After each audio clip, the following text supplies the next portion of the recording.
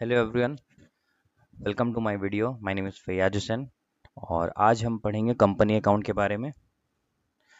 इस वीडियो में हम जानेंगे कंपनी क्या होता है, कंपनी कितने तरह का होता है और शेयर कैपिटल क्या होता है और कितने तरह का होता है। इस वीडियो में हम कंपनी के टाइप्स के बारे में पढ़ेंगे, कंपनी के बारे में पढ़ें और ये भी जानेंगे कि हम कंपनी क्यों बनाते हैं। आइए स्टार्ट करते हैं। कंपनी आपका वो आर्टिफिशियल लीगल एंटिटी है जो लॉ के द्वारा बिजनेस चलाने के लिए बनाया जाता है। कंपनी अकाउंट कहलाता है। आर्टिफिशियल लीगल एंटिटी का मतलब वो पर्सन जिसको लॉ बनाता है, जो नॉर्मल पर्सन की तरह बिहेव कर सकता है। जो नॉर्मल पर्सन का राइट होता है वो पर्सन का भी सेम राइट होता है। वो एसेट खरीद सकता है, एसेट कंट्रोल कर सकता है, ओन कर सकता है, कॉन्ट्रैक्ट कर सकता है, किसी के ऊपर केस कर सकता है, उसके ऊपर केस किया जा सकता है। उसे ही हम लोग क्या बोलते हैं? Artificial legal entity. याद रखिएगा, कंपनी एक क्या है? Artificial legal entity. अब ये कौन से लॉ के द्वारा बनाया जाता है? तो इंडिया में अभी करंट लॉ जो चल रहा है वो कंपनीज एक्ट 2013 है। इससे पहले जो लॉ था वो 1956 से गवर्न होता था। हर कंट्री का अपना अपना लॉ होता है कंपनीज के रिगार्डिंग। यूएसए का अपना लॉ है, जापान का अपना लॉ है, चाइना का अपना लॉ, वैसे ही इंडिया का अपना लॉ है कंपनीज एक्ट। अब जानते हैं कंपनी और अदर ऑर्गेनाइजेशन में क्या डिफरेंस है। जैसे कि 11 में हम पढ़ चुके हैं सोल प्रोप्राइटरशिप के बारे में, सोल प्रोप्राइटरशिप या फिर पार्टनरशिप के बारे में, पार्टनरशिप।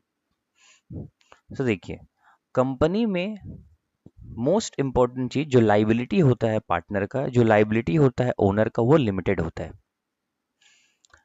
अब नॉर्मल पर्सन पार्टनरशिप या सोल प्रोप्राइटर को छोड़ के कंपनी क्यों शुरू करता है, क्यों स्टार्ट करता है कंपनी? क्योंकि इसमें लाइबिलिटी लिमिटेड होता है और इसमें क्या होता है, इसमें आपका अलग पहचान होता है। जैसे कि मिस्टर ए, बी और सी मिलके एक कंपनी फॉर्म करता है, जिस कंपनी का नाम वो रखता है एबीसी लिमिटेड, एबीसी लिमिटेड। अब जैसे ये एबीसी लिमिटेड रखा, जैसा कि हमने डेफिनेशन पढ़ा आर्टिफिशियल लीगल, तो ये ABC limited artificial legal entity बन गया। अब ये अलग है, ओनर अलग है और ये एबीसी लिमिटेड अलग है। अब अगर कोई इस पे केस करेगा तो केस इस पे नहीं होगा, अगर कोई केस इस पे करेगा तो केस इस पे नहीं होगा। दोनों अलग अलग चीज है। आइए थोड़ा कंपनी के कैरेक्टरिस्टिक्स या क्वालिटी के बारे में जानते हैं। अगर आप इसके बारे में समझ जाओगे तो ये फिर आपको और बेहतर तरीके से समझ में आएगा। तो कंपनी का सबसे पहला जो पहचान है वो है आपका सेपरेट लीगल एंटिटी। ये बोलता है कि जैसे कि मैंने आपको समझाया, ओनर अलग होता है और कंपनी अलग होता है, दो अलग अलग चीज है। याद रखिएगा, कंपनी ही एक ऐसा ऑर्गेनाइजेशन है जिसको रन मैनेजमेंट करता है, ना कि ओनर करेगा। इसको रन कौन करेगा? मैनेजमेंट करेगा। आगे हम जानेंगे इन सब चीजों के बारे में डिटेल में। पहला है सेपरेट लीगल एंटिटी। इसका मतलब क्या होता है? आपका ओनर अलग है और मैनेजमेंट या कंपनी अलग है, दोनों अलग अलग चीज है। सेकेंड है लिमिटेड लाइबिलिटी। अब लिमिटेड लाइबिलिटी क्या होता है? लिमिटेड लाइबिलिटी का मतलब होता है कंपनी में जो शेयर होल्डर होता है उसका लाइबिलिटी एक वैल्यू तक ही होता है। मतलब उसको जो मैक्सिमम लॉस होगा उतना ही लॉस होगा जितना कि वो पैसा कंपनी में इन्वेस्ट किया है, उससे ज्यादा उसको लॉस नहीं हो सकता है। जैसे कि अगर कोई सोल प्रोप्राइटरशिप बिजनेस कर रहा है और वो अपना बिजनेस में 10 लाख रुपया इन्वेस्ट किया, 10 लाख रुपया इन्वेस्ट किया, मान लीजिए लॉस हो गया, कोई भी एक्सीडेंट की वजह से लॉस हो गया 40 लाख का, तो इस पर्सन को जो सोल प्रोप्राइटरशिप किया है उसको 40 लाख रुपया अपना पर्सनल एसेट्स बेच के पेमेंट करना होगा। इसको बोलते हैं अनलिमिटेड लाइबिलिटी। लेकिन वहीं पे लाइबिलिटी होता है लिमिटेड। अगर ए बी सी लिमिटेड, मान लीजिए A B C, mister A, B और सी, ये 10 लाख रुपए लगाया, ये 10 लाख रुपए लगाया, ये 10 लाख रुपए लगाया, 30 लाख रुपए लगा के एक कंपनी फॉर्म किया, 30 लाख रुपया। अब देखिए, अब अगर इसको 40 लाख का लॉस हो गया तो जो एबीसी लिमिटेड का जो पैसा, एबीसी जो पर्सन का जो पैसा जाएगा वो 30 लाख ही जाएगा मैक्सिमम, उससे ज्यादा वो लोग से पैसा नहीं मांगा जाएगा, 10 लाख रुपया उससे नहीं मांगा जाएगा। ये कौन पेमेंट करेगा? कंपनी पेमेंट करेगा, या तो वो इंसॉल्वेंट हो जाएगा। ओनर का मैक्सिमम लॉस कितना होगा? 10 लाख का ही होगा। इसी को हम लोग बोलते हैं लिमिटेड लाइबिलिटी। थर्ड है परपेचुअल सक्सेशन। परपेचुअल सक्सेशन का मतलब होता है कंपनी कभी भी नेचुरल मौत नहीं मरता है, कंपनी बंद नहीं होता। ओनर चाहे चेंज हो या फिर ओनर चाहे मर जाए, या कंपनी एज इट इज रहेगा। जैसे कि टाटा स्टील हो गया, और भी नाइकी हो गया, और भी नाइकी हो गया, टाटा स्टील हो गया, इन्फोसिस हो गया, ये सब का फाउंडर देख लेना कब बना था कंपनी। जैसे कि टाटा स्टील आपका 1911 से अभी तक चल रहा है 2025। 2-3 ओनर चल गए, लेकिन अभी भी क्या है, कंपनी कंटिन्यू, और आगे भी क्या रहेगा, कंटिन्यू रहेगा। उसी चीज को हम लोग बोलते हैं परपेचुअल सक्सेशन। सोल प्रोप्राइटरशिप में ओनर खत्म, बिजनेस खत्म। पार्टनरशिप में ओनर खत्म, बिजनेस खत्म, बस। बट कंपनी में क्या होता है, कंपनी में भले ओनर मर जाए लेकिन फिर भी कंपनी कंटिन्यू रहता है। फोर्थ है कॉमन सील। कॉमन सील माने कंपनी का सिग्नेचर। कंपनी का क्या बोलते हैं, सिग्नेचर या स्टाम्प। ये पहले मैंडेटरी था, अभी मैंडेटरी नहीं है। Transferability of shares. शेयर्स क्या होता है, तो शेयर्स आपका यूनिटरी ओनरशिप, या फिर हिस्सेदारी, उसको हम लोग बोलते हैं शेयर्स। ट्रांसफरेबिलिटी ऑफ शेयर्स का मतलब क्या है, शेयर ट्रांसफर करना। याद रखिएगा, ये प्राइवेट कंपनी के लिए अलग रूल है ट्रांसफरेबिलिटी ऑफ शेयर का, और पब्लिक कंपनी के लिए अलग रूल है। ये हम आगे में और अच्छे से पढ़ेंगे। अगला है आर्टिफिशियल पर्सन। तो आर्टिफिशियल पर्सन अगेन मैंने आपको समझाया, वो पर्सन है आपका जिसको कौन बनाता है, लॉ बनाता है, जिसको लॉ बनाता है। नेचुरल पर्सन कौन है, जिसको गॉड बनाता है। Management through board of director. तो कंपनी को जो मैनेज किया जाता है वो किसको थ्रू किया जाता है, बोर्ड ऑफ डायरेक्टर के थ्रू करते हैं। आगे हम सीखे जानेंगे बोर्ड ऑफ डायरेक्टर होता कौन है। अब जानते हैं टाइप्स ऑफ कंपनी। अगर कंपनी के बारे में पढ़िएगा तो कंपनी को 5 बेसिस पे बांटा गया है। सबसे पहला है base of in on the basis of incorporated, on the basis of liability, on the basis of number, on the basis of control, और on the basis of ownership। सबसे पहला चार्टर्ड कंपनी। चार्टर्ड कंपनी वो company है आपका जो है आपका जो चार्टर्ड एक्ट से बनाया गया था, उसको चार्टर्ड कंपनी बोलते हैं। स्टेचुरी कंपनी वो कंपनी जो स्पेशल रेजोल्यूशन ला के बनाया जाता है, उसको स्टेचुरी कंपनी बोलते हैं। जैसे कि RBI, reserve bank of India क्या है आपका, स्टेचुरी कंपनी है।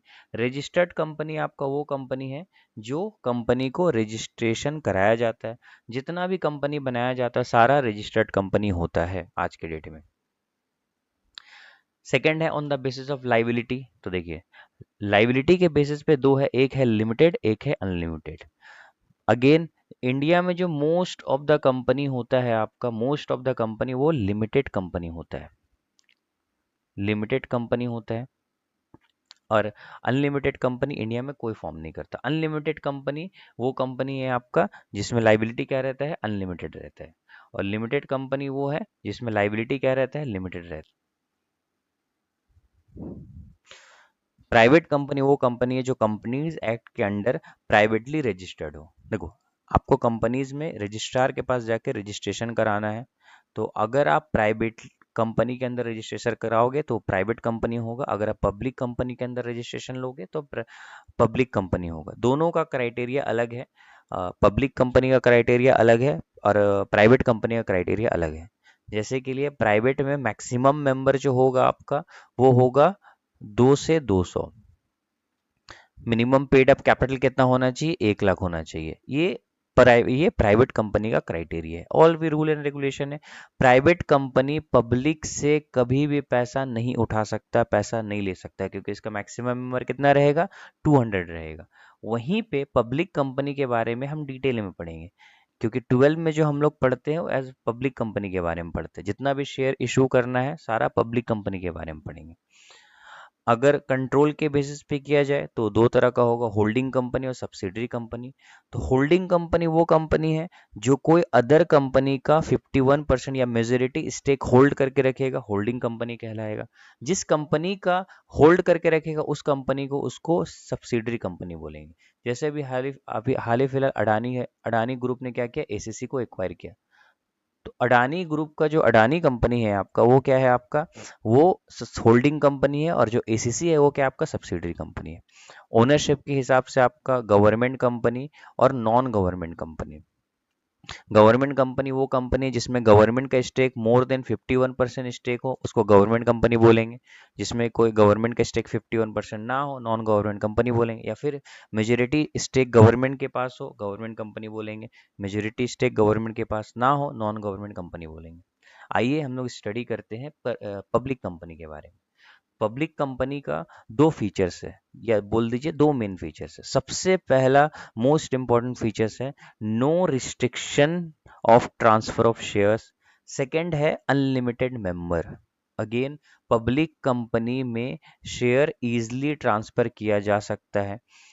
और इसमें मेंबर कितना रहता है, मेंबर मेंबर बोलो या ओनर बोलो, दोनों बराबर है। दोनों क्या रहता है, अनलिमिटेड रहता है। उसी को हम लोग क्या बोलते हैं, पब्लिक कंपनी बोलते हैं। मिनिमम मेंबर कितना रहना चाहिए, 7 रहना चाहिए। अच्छा, यही कंपनी है जो पब्लिक से पैसा उठा सकता है। Only public company can issue share to public. Private company कभी शेयर नहीं इशू कर सकता है पब्लिक को, क्योंकि प्राइवेट कंपनी में मेंबर कितना होना चाहिए, मैक्सिमम 200 मेंबर होना चाहिए, उससे ज्यादा मेंबर नहीं हो सकता है। अब देखिए, पब्लिक कंपनी होगी। अब पब्लिक कंपनी में भी कुछ company list, most of the company listed company होगा, और कुछ कंपनी जो अनलिस्टेड कंपनी होगा। अब लिस्टेड कंपनी क्या होता है, वो पब्लिक कंपनी आपका जो स्टॉक एक्सचेंज में क्या हो, रजिस्टर्ड हो। जैसे इंडिया में दो स्टॉक एक्सचेंज है, एक है बीएससी बॉम्बे स्टॉक एक्सचेंज, और है आपका NSC national stock exchange. Stock exchange क्या है, स्टॉक एक्सचेंज वो प्लेस है जहां कंपनीज अपना शेयर बेचते हैं। शेयर रजिस्टर्ड करता है, और क्या, शेयर डायरेक्ट बेचता है आपका, उसको हम लोग बोलते हैं आपका स्टॉक एक्सचेंज। तो जो कंपनी रजिस्टर हो उसको हम लिस्टेड कंपनी बोलते हैं, जो लिस्ट ना हो उसको अनलिस्टेड कंपनी बोलते हैं। ये लाइन याद रखिएगा, all listed companies are public companies, but not all public companies are listed company. क्योंकि आपको अगर लिस्टेड कंपनी बनना है तो आपको पब्लिक कंपनी बनना ही होगा, क्योंकि पब्लिक कंपनी ही लिस्टेड कंपनी बन सकता है, इसलिए।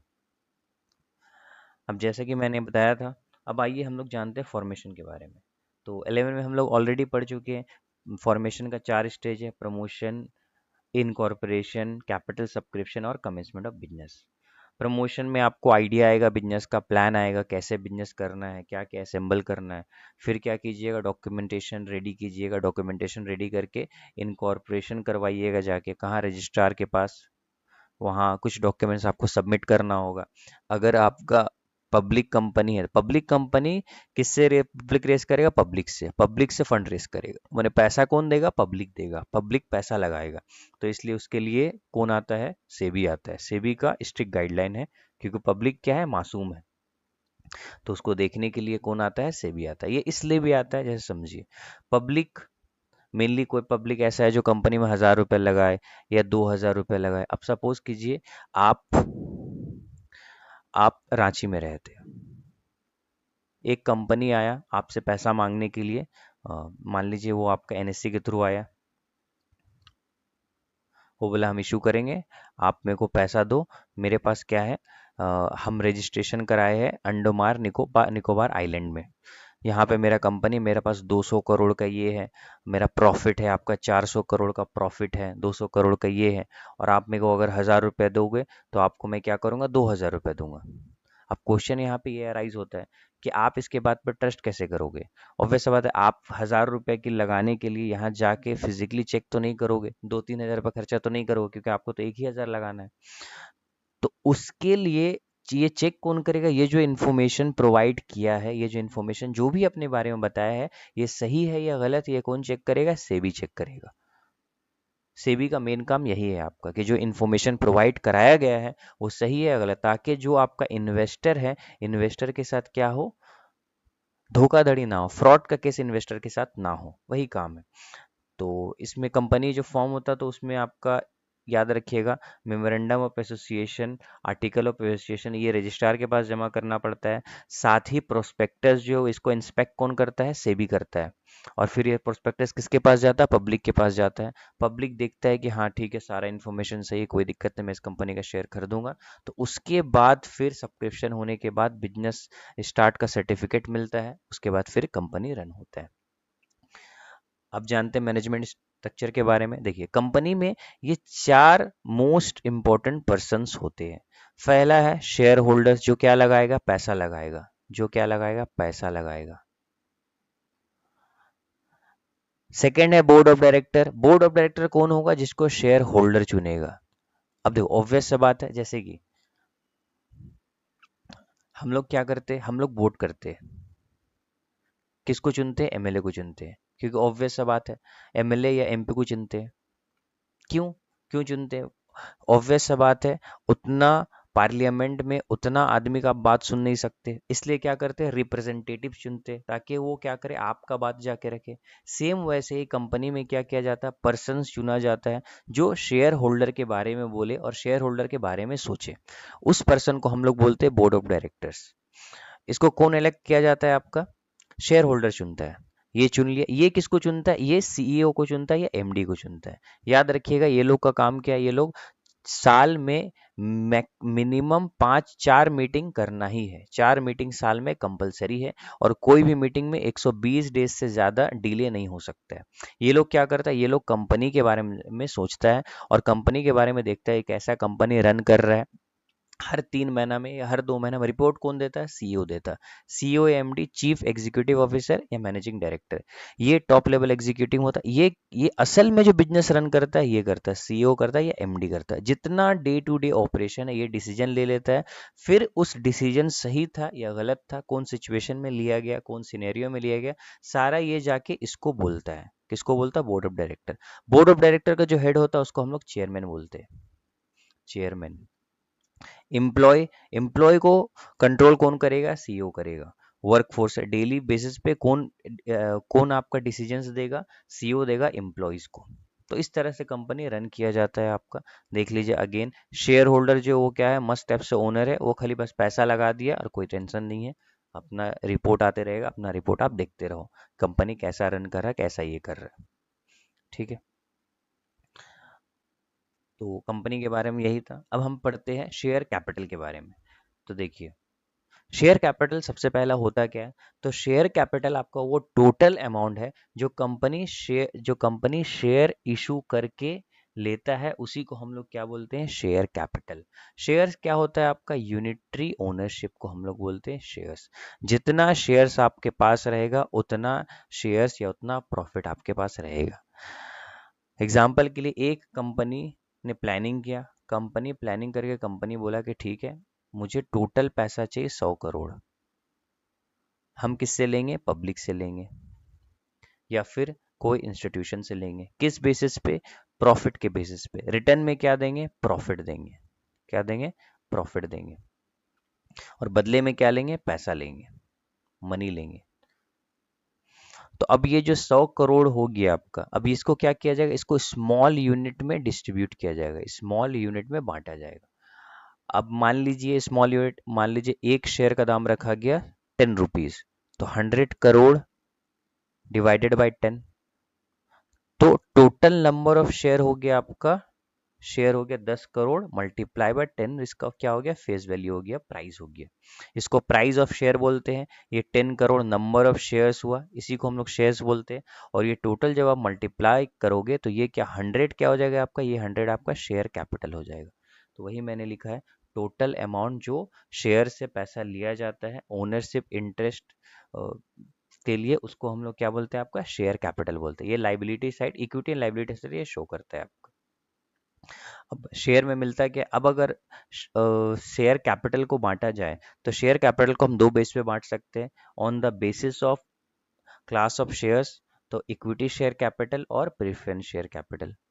इक्विटी शेयर, प्रेफरेंस शेयर का डिटेल डिस्कशन हम नेक्स्ट वीडियो में पढ़ेंगे। ठीक है, आइए अब पढ़ते हैं type of share capital. Share capital कितना तरह का होता है। तो फर्स्ट, जैसे कि हमने पढ़ा, इन कंपनी को फॉर्म करने के लिए 4 स्टेज होता है, promotion stage, incorporation stage, capital subscription और कमेंसमेंट ऑफ बिजनेस। तो जो इनकॉर्पोरेशन स्टेज या जो कैपिटल सब्सक्रिप्शन स्टेज होता है, इसमें पूछा जाता है कि आप कितना पैसा आप पब्लिक से लोगे या कितना कैपिटल आप रखोगे। तो आपने बोला कि 100 करोड़ रखूंगा, तो ये जो 100 करोड़ है आपको, अब आप 100 करोड़ से ज़्यादा इशू नहीं कर सकते। इससे अगर आपको बढ़ाना है शेयर कैपिटल, तो आपको फिर से क्या अप्रूवल लेना होगा, फिर से प्रोसेस में जाना होगा, उसके बाद ही आप कैपिटल बढ़ा सकते हो। तो ये जो आपने रजिस्टर कराया, इसी रजिस्टर कैपिटल को हम लोग बोलते हैं ऑथराइज कैपिटल। तो ये दो नाम से जाना जाता है, या तो ऑथराइज कैपिटल या फिर आपका रजिस्टर्ड कैपिटल। रजिस्टर्ड कैपिटल और ऑथराइज कैपिटल। जो आपका maximum capital of company is allowed, जो आपका एमओए, मेमोरेंडम ऑफ एसोसिएशन में जो आप क्या करते हो, डिसाइड करते हो, उसी को हम लोग बोलते हैं। जैसे कि 100 करोड़ आपने किया, 100 करोड़ का कैपिटल रहेगा, तो ये जो रजिस्टर करा लिया, इसको हम लोग बोलते हैं ऑथराइज। अब कंपनी कोई भी सिनेरियो में, कोई भी केस में बिना अप्रूवल के 100 करोड़ से ज्यादा पैसा शेयर के थ्रू इशू नहीं कर सकता। ये कंपनी का लिमिटेशन है। उसके बाद अब कंपनी देखा कि मार्केट क्या है, डिप्रेशन चल रहा है। डिप्रेशन मतलब क्या, मार्केट में अभी जो इन्वेस्टर है उसके पास उतना पैसा नहीं है, तो वो क्या करेगा, वो 100 करोड़ नहीं है, उससे कुछ कम पैसा इशू करेगा अभी, बाद में बाकी नेक्स्ट पैसा बाद में इशू करेगा। अभी बोलेगा अभी हमको कितना चाहिए, अभी हमको 80 करोड़ चाहिए या फिर 50 करोड़ चाहिए, जो भी अमाउंट आप समझो, जो भी उसको ठीक लगे, जो भी उसका एडवाइजर उसको बोले कि हाँ ठीक है, इतना करोड़ आपको चाहिए। तो जो पब्लिक के लिए इशू करेगा, या 100 करोड़ ही इशू कर सकता है, कोई ऐसा ये नहीं है 50 करोड़ भी कर सकता है, 100 करोड़। तो जो पब्लिक के लिए इशू करेगा, जो इन्वेस्टर के लिए इशू करेगा, उसको हम लोग बोलते हैं इशूड कैपिटल। तो 100 करोड़ क्या हो गया आपका, रजिस्टर कराया, उसमें से बोला कि नहीं हम क्या करेंगे, अभी 80 करोड़ का ही पैसा लेंगे, अभी 80 करोड़ ही हमको कैपिटल में चाहिए, मार्केट डिप्रेशन हो सकता है, ये है। अब देखिए इशू कम क्यों कर रहा है, इसके पीछे सेबी का रिस्ट्रिक्शन है। सेबी बोलता है, सेबी के अकॉर्डिंग, अगर आप पब्लिक से इशू कर रहे हो, आप जितना करो कोई इशू नहीं है, अगर आप 100 करोड़ कर रहे हो, तो पब्लिक जो है आपका, पब्लिक को 90% अप्लाई करना ही होगा। 90% का पैसा आना चाहिए। अगर 90% का पैसा नहीं आया, तो आपको पूरा अमाउंट रिटर्न करना होगा। इसीलिए कंपनी क्या करता है, कुछ कंपनी सेम अमाउंट ये कर देता है, कुछ कंपनी क्या करता है, कुछ कंपनी उससे कम करता है। तो इसीलिए क्या हो गया आपका इशूड कैपिटल, क्या हो गया, तो जो पब्लिक के लिए इशू किया गया, जो पब्लिक से जितना पैसा लेगा उसको हम लोग बोलते हैं इशूड कैपिटल। अब देखो, अब आप इशू कर दिए, अब यहाँ पे क्या करता है पब्लिक, कंपनी क्या कर रहा है, कंपनी अपना शेयर डिस्प्ले कर रहा है, डिस्प्ले कर रहा है कि 10 रुपए का शेयर है, 8 करोड़ टोटल शेयर है। अब देखो, एक शेयर का दाम कितना है, 10 रुपया, और टोटल 8 करोड़ शेयर है। शेयर कैपिटल कितना हो गया आपका, आपका टोटल शेयर कैपिटल हो गया 80 करोड़। 80 करोड़। अब पब्लिक क्या कर सकता है, अब देखो ऑब्वियस सा बात है, पब्लिक क्या है, बटा है डिफरेंट, एक पब्लिक यहाँ, एक पब्लिक यहाँ, एक पब्लिक यहाँ, एक पब्लिक यहाँ, और ये सारा पब्लिक है। अब देखो, अब ये कितना अप्लाई कर रहा है, कैसे पता है, इसको नो आइडिया है, नो आइडिया। ये कितना अप्लाई कर रहा है, इसको कोई आइडिया नहीं है, इसको कोई आइडिया नहीं है। अगर कोई चीज कोई सेल कर रहा है समझ लो, या कोई इशू कर रहा है, कोई चीज डिस्प्ले कर रहा है, तो उसके लिए ऑफर कोई भी कर सकता है और कितना भी कर सकता है। तो इसमें क्या होगा आपका, अब पब्लिक जैसे, अब कंपनी इशू किया था 80 करोड़ के लिए, अब पब्लिक क्या कर सकता है, पब्लिक 100 करोड़ के लिए भी अप्लाई कर सकता है, 60 करोड़ के लिए भी अप्लाई कर सकता है। तो पब्लिक जितना अप्लाई करेगा, और याद रखना जस्ट रिमेंबर, 90% वाला रूल, मिनिमम सब्सक्राइब कितना होना चाहिए, 90% होना चाहिए, उससे कम होगा तो सेबी क्या बोलेगा, पूरा पैसा क्या करो, रिटर्न करो। तो ये रूल बस याद रखिएगा। तो जितना पब्लिक अप्लाई कर रहा है उसको हम लोग बोलते हैं सब्सक्राइब कैपिटल। जो एक्चुअल में एग्री कर रहा है बाय करने के लिए, कौन, इन्वेस्टर, उसको हम लोग बोलते हैं सब्सक्राइब कैपिटल। ठीक है। अब देखो, एक होता है कॉल्ड अप कैपिटल और एक होता है पेड अप कैपिटल। इसको समझने से पहले, ये सारा चीज जो है आपका, ये सारा चीज को समझने से पहले हमें आपको डिटेल में समझना होगा शेयर्स के बारे में, और हमें ये भी समझना होगा इंस्टॉलमेंट ऑफ पेमेंट के बारे में। तो अभी हम लोग क्या समझे हैं, ऑथराइज कैपिटल, उसके बाद क्या समझे हैं, इशूड कैपिटल, उसके बाद क्या समझे, सब्सक्राइब कैपिटल। तो ऑथराइज कैपिटल क्या होता है, रजिस्टर्ड कैपिटल क्या होता है, वो कैपिटल होता है आपका जो कंपनी रजिस्टर्ड करता है, जिससे ज्यादा कंपनी कोई भी सिनेरियो बिना अप्रूवल के इशू नहीं कर सकता शेयर है, उसको हम लोग बोलते हैं ऑथराइज कैपिटल। फिर उसमें से कुछ पार्ट या वो टोटल अमाउंट जो पब्लिक को इशू करता है, जो पब्लिक को क्या करता है, डिस्प्ले करता है या पब्लिक को इन्विटेशन टू ऑफर देता है, उसको हम लोग बोलते हैं इशूड कैपिटल, या जो पब्लिक के लिए क्या करता है, इशूड करता है। फिर पब्लिक जितना अप्लाई करता है, पब्लिक जितना एग्री होता है खरीदने के लिए, उसको हम लोग बोलते हैं सब्सक्राइब कैपिटल। आगे आने वाले इस वीडियो में हम जानेंगे कॉल्ड अप कैपिटल क्या होता है, पेड अप कैपिटल क्या होता है, अनकॉल्ड अप कैपिटल क्या होता है, रिजर्व कैपिटल क्या होता है। तो मिलते हैं फिर नेक्स्ट वीडियो में। Thank you for watching.